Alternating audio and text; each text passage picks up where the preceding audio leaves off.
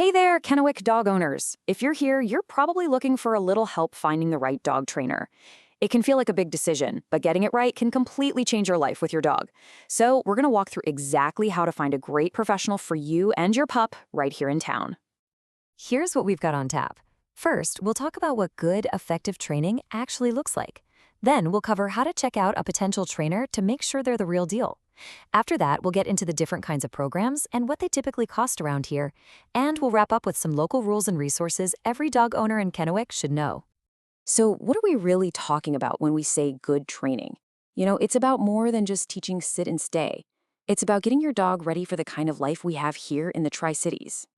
The core idea behind almost all modern, effective dog training is positive reinforcement. It's pretty simple, really. You reward the behaviors you want to see with a treat, with praise, whatever your dog loves. This builds trust and makes learning fun for them, which means the results are not only more humane, but they actually stick.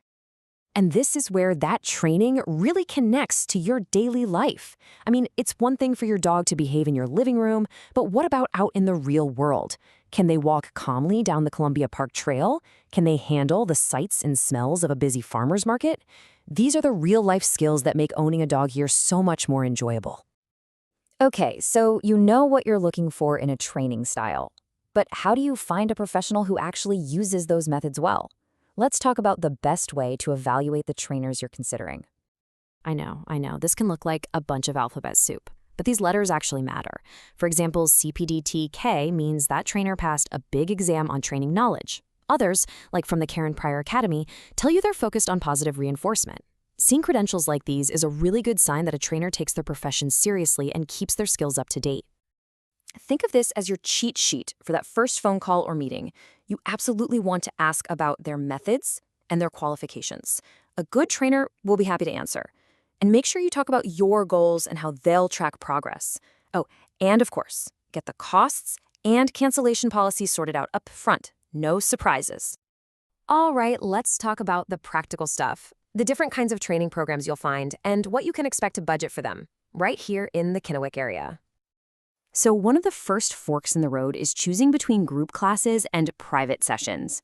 Group classes are awesome for teaching your dog to focus when there are other dogs and people around. Plus, they're usually more affordable. Private sessions, on the other hand, are perfect for tackling those specific issues that only happen at home, like your dog going bonkers when the doorbell rings. And here's a quick look at the average costs for training in our area for 2025. This should give you a pretty realistic idea of what to plan for. As you can see, there's a pretty wide spectrum, from a basic group class all the way up to an intensive board and train program. It just helps to know what the ballpark figures are. Okay, last but not least, being a responsible dog owner isn't just about training. It's also about knowing the local rules of the road.